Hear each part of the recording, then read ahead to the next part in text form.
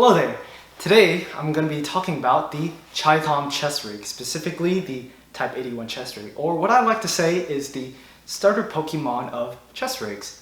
I'll be going over a little bit of history, what you're going to get out of the rigs, things I like, things I don't like, and a little bit extra. So stick around in the video, maybe you'll learn something.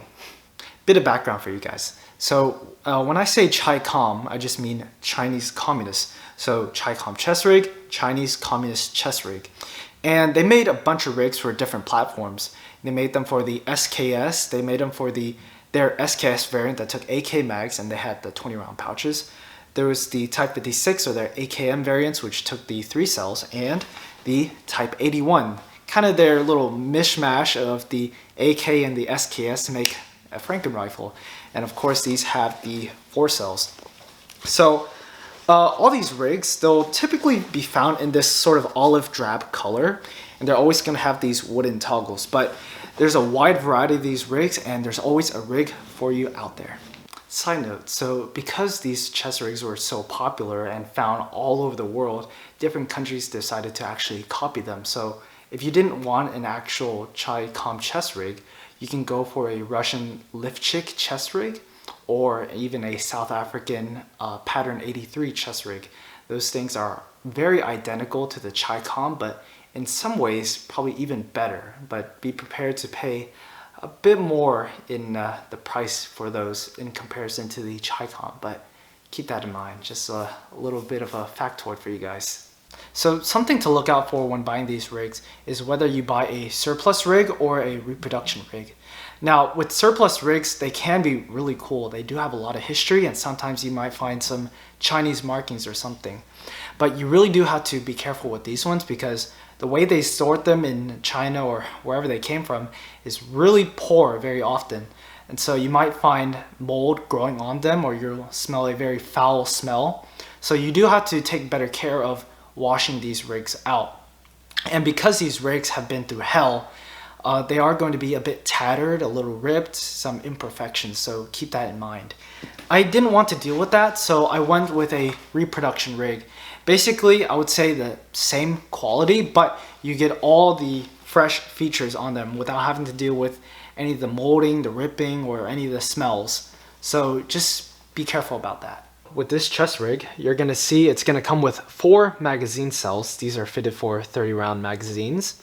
2 grenade pouches, but of course I really don't think you're going to use it for its intended purpose. Of course you can fit a medical kit or other survival kit in these pouches. They are going to use these wooden toggle systems, and it's going to open up like a button like that. And on the sides you're going to see it has these straps in the back that you're going to tie. It's almost like an apron, right? And these suspension straps, these are going to go over your shoulder, and you can adjust them from the side, kind of like a belt right here. Now, these will take the 30 round magazines, and I'll show you what it looks like. So you put them in, and it's going to hold it just about this position, and you can fold it over, of course. But then you can fit other kind of magazine in here as well. So here's a 20 rounder right here, and you're gonna see it's going to swallow that mag up. So you can either put a spacer in there or not run 20 rounders. And here's a 40 rounder, and you're gonna see it's gonna pop up quite a bit. You're not gonna be able to use that flap right there, but that could be either a good thing or a bad thing depending on what you're looking for. Now another way people like to hold their mags is they'll actually take this flap and fold it in right here, and you can have the magazine out. This will give you a little bit more retention without having to deal with that wooden toggle. So that's basically everything you need to know about the base features of the Chicom chest rig. So to put the rig on, you want to make more or less an X, you'll see right there. The middle loop is for your head, and the side loops are for your arms.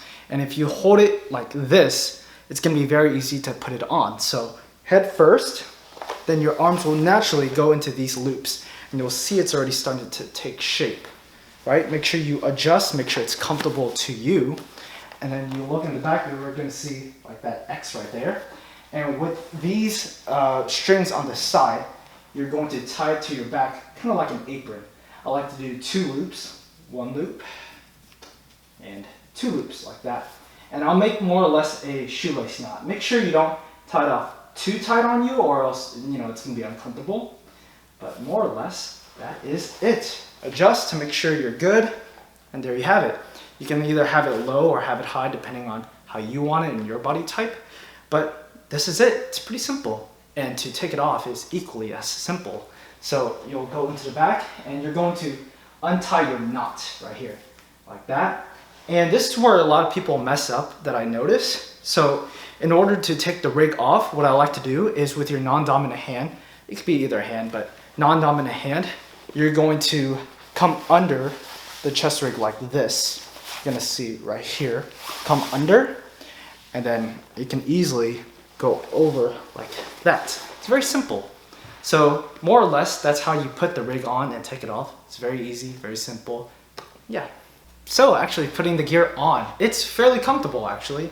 The weight is evenly distributed and you get a lot of range of motion. You can go side to side, you can go back, there's nothing restricting you, but going forward, that might be the hard part. It depends on how high or how low you have the rig. I tend to run these a little lower, but you could run it higher, though I do warn that it might be a little more awkward to get your magazines out. But if you were to run it higher, you could get more range of motion, but this is how I like to run it. And yeah, the fitment's pretty good. One thing that kind of annoys me is these straps right here. They're supposed to be retained by this kind of like belt loop, but they always tend to fall off. However, it's more of a non-issue. It's not going to affect anything, but just something to look out for. But yeah, these rigs, they're pretty great. I mean, I can just like do this and it's not going anywhere. It's staying on me. It could be better, but for the price, it's pretty good. Using this rig with a weapon, I have my AK right here, and having it slung like this, it's fairly comfortable. Nothing gets in the way, and having it deployed, I can still run all my motions, and this rig is not getting in the way. And I can perform a reload right here. And you'll notice those wooden toggles are a bit of a pain, but you'll get used to it. And yeah, overall, it's fairly good with the weapon. Nothing gets in the way, it's fairly comfortable. And it's not the best. It's technology from half a century ago, but does it work? Yes. As far as orientating your mags go, I like having them facing to the left, or at least the curvature of the mags facing to the left, because I reload with my left hand. So when I pull the mags out, it's already in a position where I'm able to reload them. Now, if I were to have them on the other side like this, I'd have to kind of hold it like this in order to get the correct orientation to load it. So just in my opinion, it's more convenient to have it pointed to the left. And you'll see that I'll have the rounds facing downwards like that. In my opinion, I don't like it facing the base plate going to the bottom, because AK base plates, let me see if I can focus that for you guys. AK base plates have this kind of lip to the side of it. You'll see that. And so it does snag a bit more than having it the other direction. You'll see it kind of snags a little bit. So I have it this way because there's not much snag points on this side. You'll see that. So yeah, just keep that in mind. Things I like about these rigs, they are dirt cheap, guys. The lowest I've seen them was like $12, and the highest I've seen is $45, which is preposterous. But overall, they're going to be just about $18 to $20-ish. And that's going to apply for the Type 56 and Type 81 models. Now, you can either go the surplus route or you can go the reproduction route. In my opinion, I would go for the reproduction route. Either or, they're going to be just about the same price.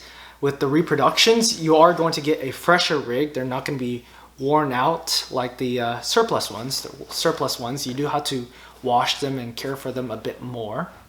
But overall, the pricing on these rigs are really great. And because of that, they're really great if you're going out into the field or you're doing work. You don't have to worry about ruining a $200 piece of kit because these were so cheap and you can always replace it.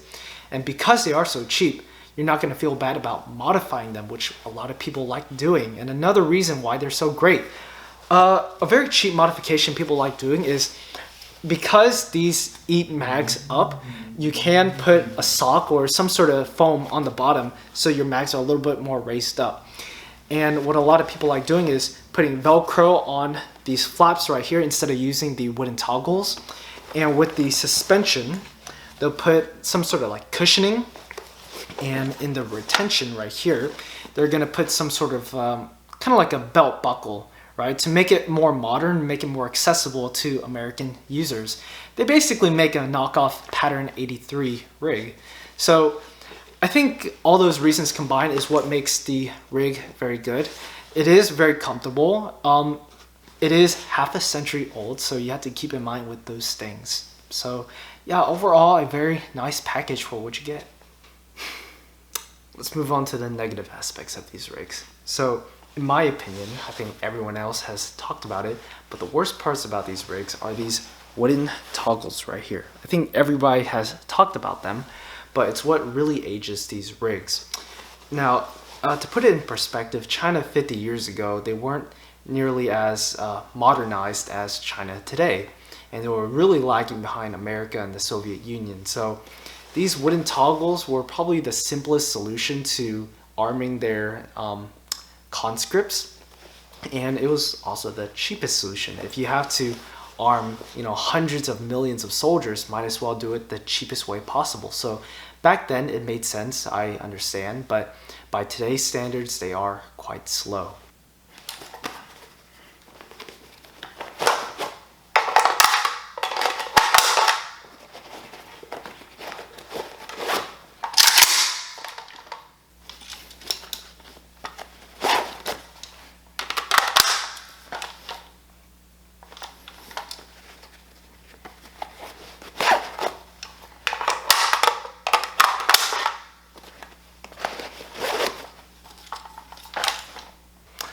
And when you're under stress and you have to manipulate these, you see I'm struggling with them right now.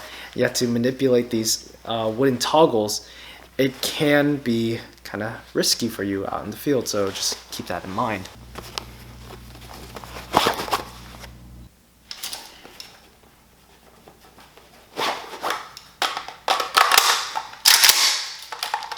Now, a workaround, what I see a lot of people doing, is actually just ignoring these wooden toggles. And you'll see right here, you'll just put the flap behind the magazine, and it retains the magazine just fine. That's not going anywhere. And you can just pull your magazine out like that.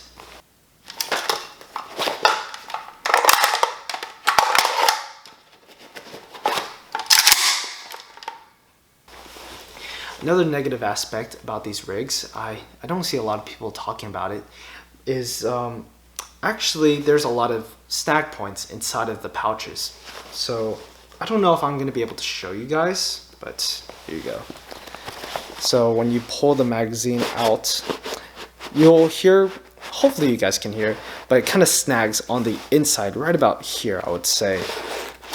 And if you're going to be running these rigs and you're not really thinking about it, you're probably not gonna feel it. But if you're just leisurely pulling your magazines out, I think it might snag up a little bit on you guys, so just keep that in mind. Another thing I want to talk about is how much these rigs swallow your mags.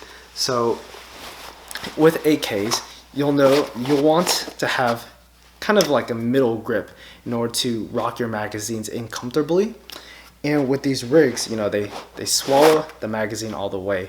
So in order to get kind of the middle grip on your magazines, you have to pull it out once, and you have to readjust and pull it out a second time to get a better grip on your magazines.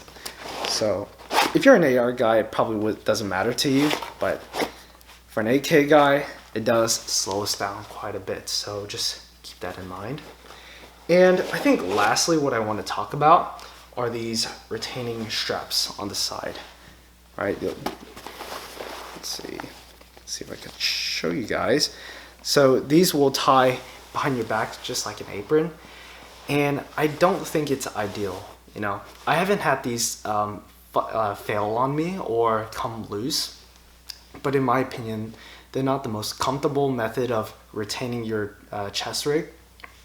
And I think they could have gone with a better design, but of course this was China 50 years ago and this is the best of what they were working with. But anyways, that's everything I think I can think of that's negative about these rigs. So some common modifications that people like adding to their chest rigs are, first of all, they'll put Velcro on these flaps right here. So you don't have to deal with these wooden toggles and all you have to do is rip it off like that. But make sure you get the ones that are sewn on. I did try the adhesive ones and those don't work at all. So if you can, get the ones that are sewn on. So that's one of the first modifications people will tend to do. Another that I see a lot of people doing is with these suspension straps. Let me get the other one.